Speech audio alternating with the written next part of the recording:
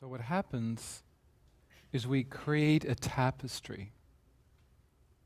And this tapestry creates a new behavior. The more tapestries of consciousness we become aware of, and we keep reintroducing, it's like do, re, mi, fa, sol, la, di, do, re, mi, fa, sol, la, di. After a while, you just like chanting, you automatically, it's how I go into trance. Meditation isn't about just the seating, as I talked about earlier before. Meditation is about setting an intent. So we haven't talked about that yet. If I have no purpose for meditation, then I have an empty bucket, and my mind will wander everywhere.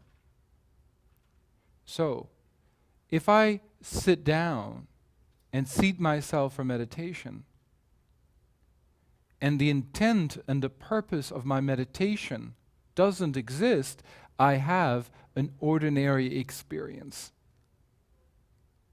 Because the brain needs to have a purpose, and that sounds very strange.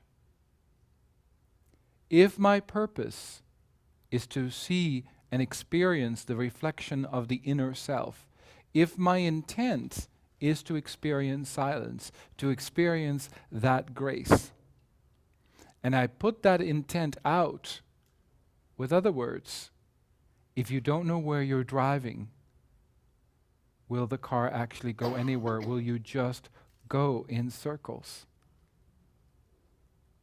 So, a part of the center of the hypothalamus, which is the center computer, you could say, of the entire brain.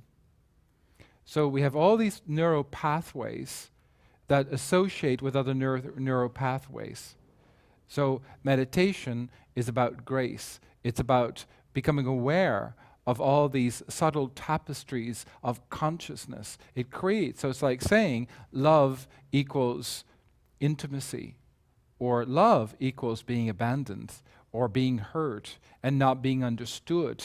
So these neural pathways all find similar pathways, weave themselves together and say, aha, you all have something in common. Sense is center.